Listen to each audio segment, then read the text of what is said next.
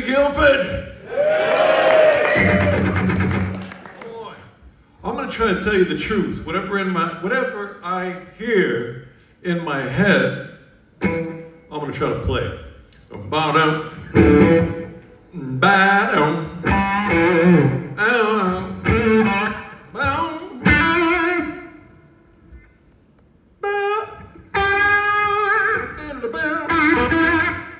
We need a beat though. Let me get my beat going. Whoa! What's a good? I'll do like a kind of variation of a Black Sabbath riff.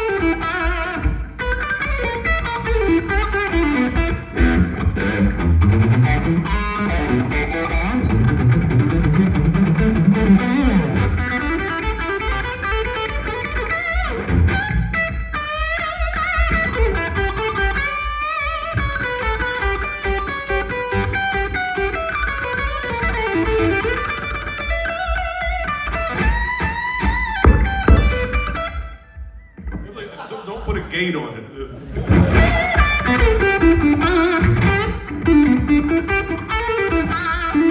We gotta figure out a good volume for my drummer. So I broke my hip 2 years ago because I did this like 16,000 times for my students. So let's try to get this the right volume with just a tap. It should be louder than that. Oh, that's pretty good, yeah.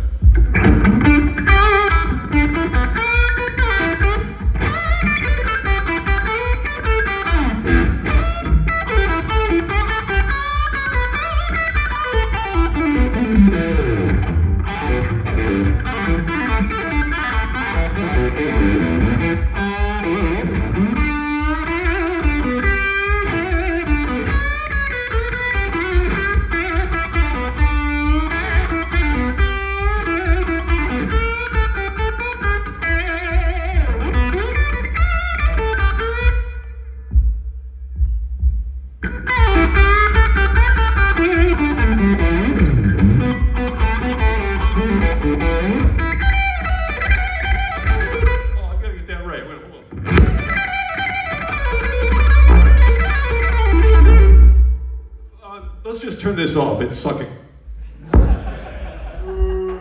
Never mind.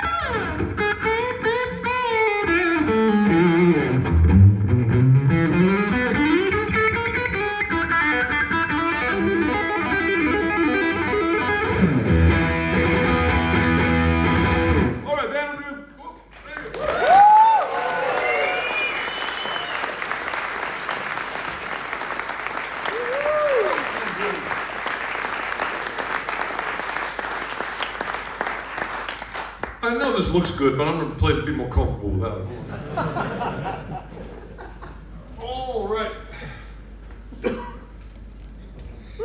thank everybody for coming today.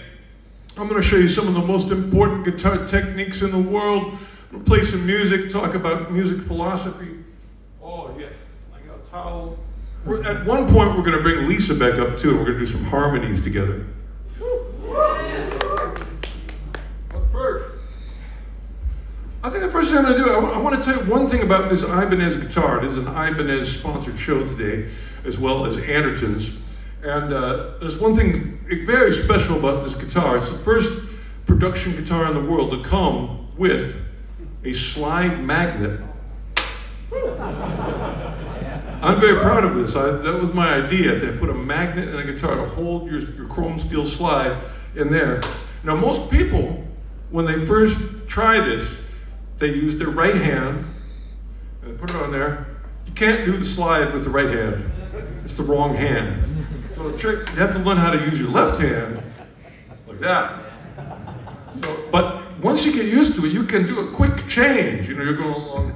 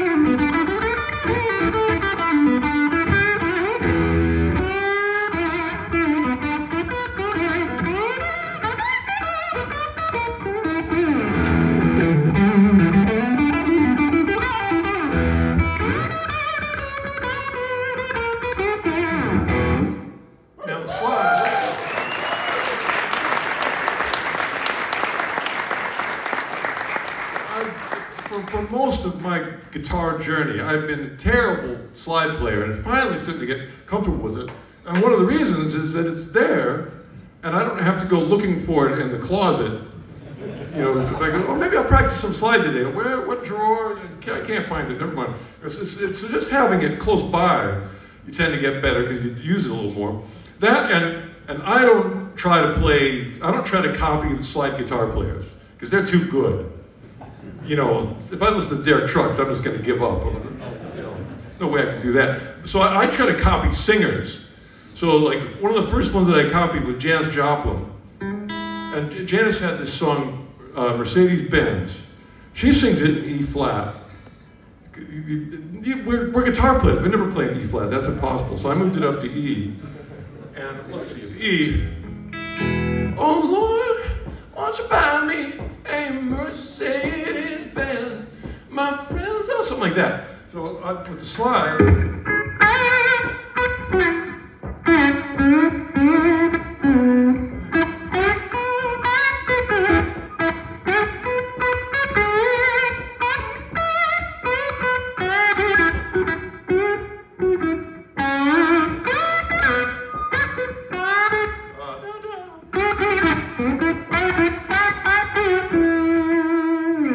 Get some Janis Joplin on my guitar.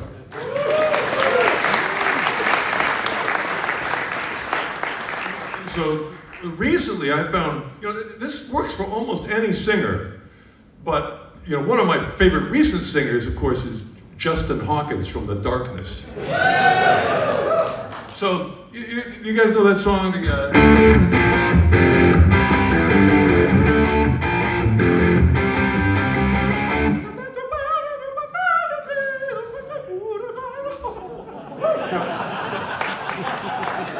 When you get the slide, you know,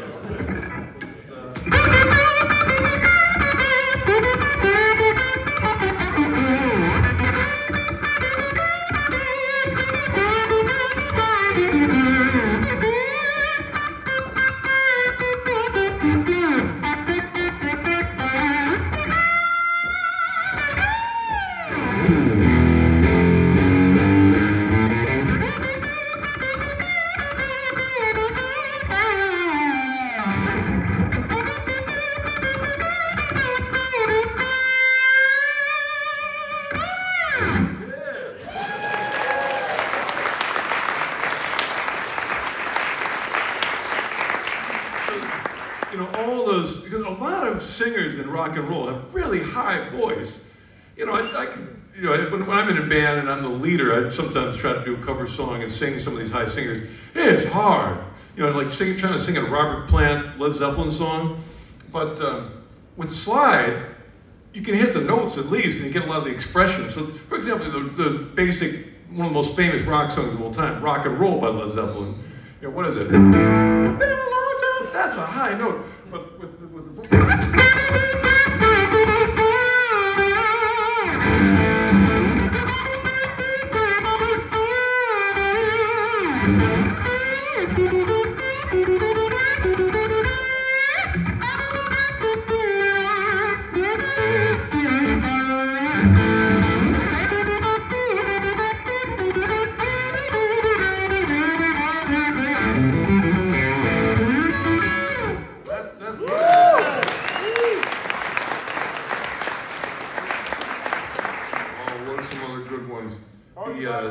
there's one that I like that I learned a lot from Grand Funk. They have a song, it's actually a cover song, it's called Some Kind of Wonderful. The bass is real simple, it's a shuffle groove. And then Don Brewer, the drummer, sings, I don't need a whole lot of money, I don't need a big fat car, something like that. And so I tried to get that. 1, 2,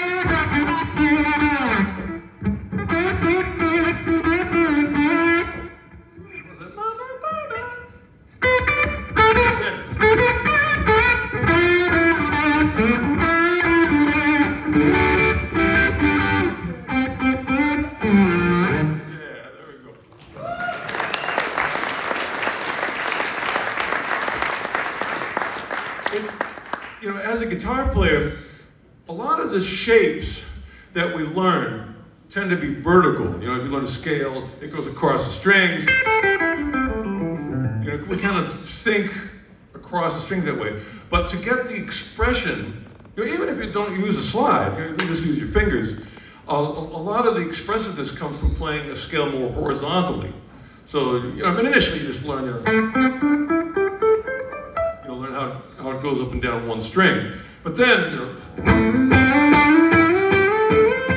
get those slides in there.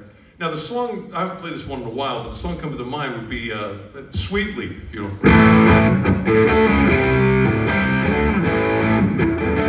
All right now. Now, right there's a great vocal. All right now. Now can you get there? Won't you listen? When I first met you, listen.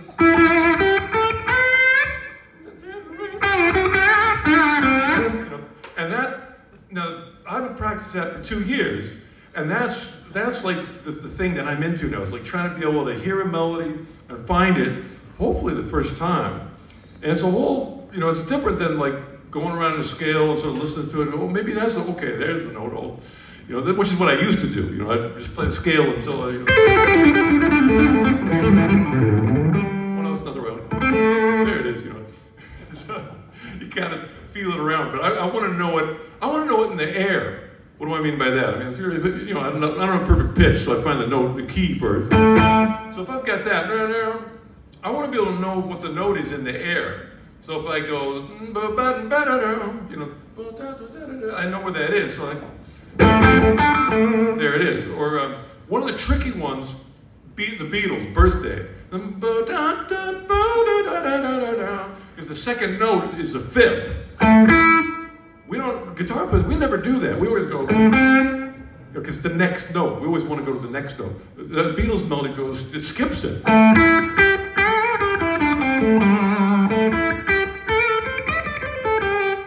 That messed me up the first time I tried it. But you know, it was a great, it opened a door. Like, wow, you can play the fifth. 1, 2, 3, 4, 5.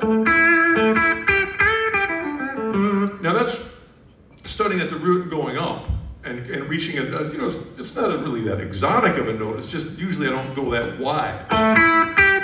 Or that's the same thing, Ray Charles. That interval. Now the other thing is going down. Let's say you're on your roof. We're guitar players, and we go down, we know what the next note is, right? It's gotta be, and that's a good note, sounds good, But that's not the only good note down there. There's other ones. We never play them, because it's like, that's one so easy, that it's the easy one just draws us in like a magnet.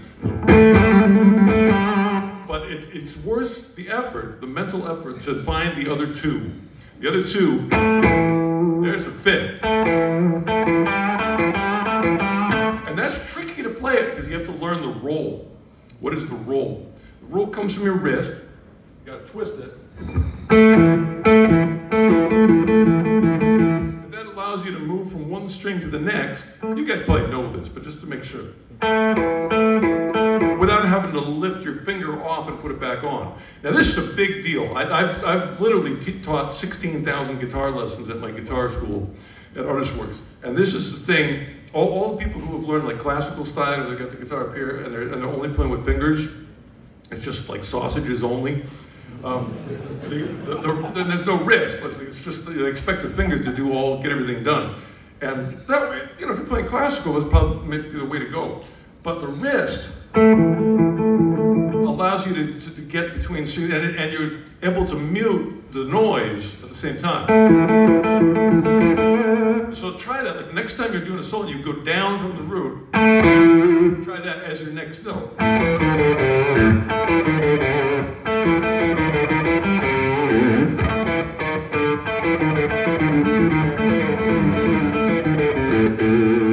was kind of a good one, wasn't it? If you went.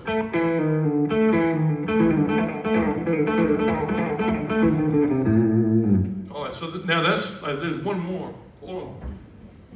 I'm getting all excited. This is such important information. Well, the next one is the third. That's the minor third. Just for a second, let's get a little bluesy and do the major third. You ever hear well, before I do that, let me just continue this. Whenever I do, I can't play that without making a face. My whole body is going.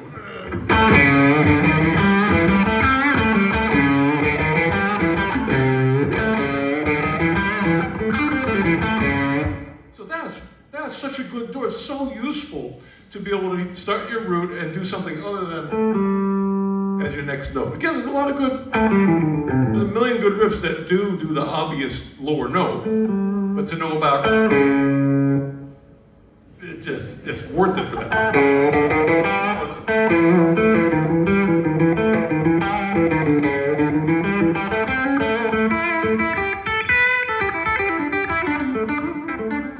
All right, so there's some secrets.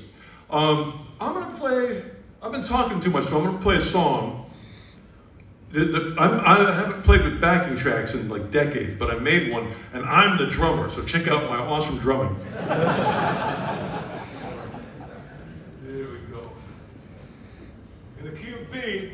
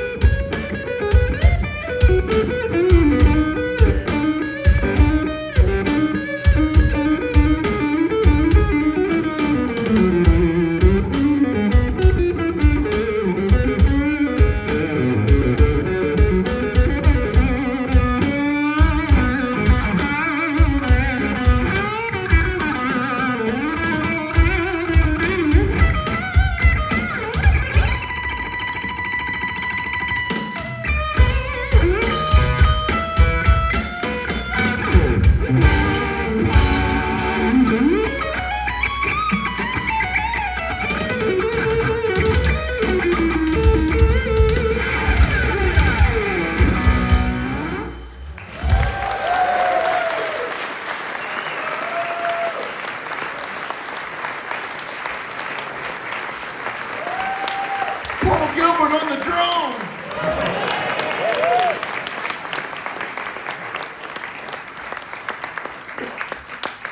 Oh, I love playing the drums. That's one thing, like occasionally I'll get the student who'll be like, I want to learn some exotic scales. And, you know, there's like 2 or 3 songs in the world that have exotic scales in them, but most songs have relatively normal notes, but it's the rhythm and the dynamics and the tone and all those things that bring it alive. What would be an exotic? I feel like I've dug myself a little hole there, and I've got to show an exotic scale. There's one song I was surprised that has an exotic scale in it, and it's "Elephant Talk" by King Crimson. And the chord, and it's a really good example of melodic minor. The melodic minor is funny because it's a name. You know, if somebody says they're working on melodic minor, it sounds like that's something important, right? Because melodic, that's good. Minor, that's good. So melodic minor together, that should be really good. But it's a weird sounding scale. And in this case, it's like Dorian. And Dorian, you know, that's Eleanor Rigby. So that, you know, that's, our ears like that. But melodic minor is sort of like super Dorian, because it raises up to 7. So if we change Eleanor Rigby, you know,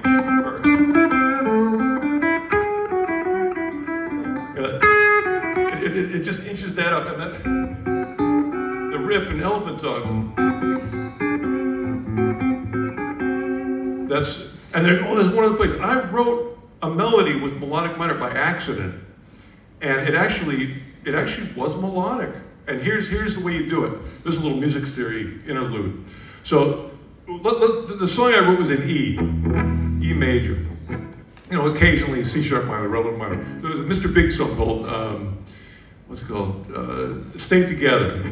It's a shame that I should have grown so young. Eric sang it, so it sounds good. And where's the blame for the tears and the damage done? All I know, little secondary dominant. And I don't, even though I want to. And then a real major key chorus. Even though I need you, even though my heart is screaming, still leaving, we can fall in love. So, you know, normal kind of pop melody. But then the bridge, I went to the minor 4 chord. That's, you know, the Beatles did it. It's all right, happiness, all I come to you. And there I did a textbook melodic minor scale.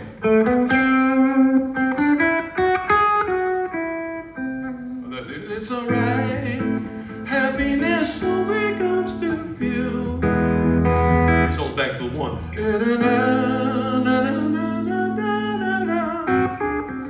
And so I did it without.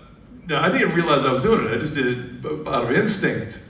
But if you ever want to use the melodic minor scale in a way that doesn't make people go, just use it make a melody on your minor 4 chord. So, you know, like another example is if we had a song in G, what's the minor 4 chord? The 4 chord, you know, 1, 2, 3, 4, would be a C chord. You make that minor, and it resolves real nice back to the 1. So you and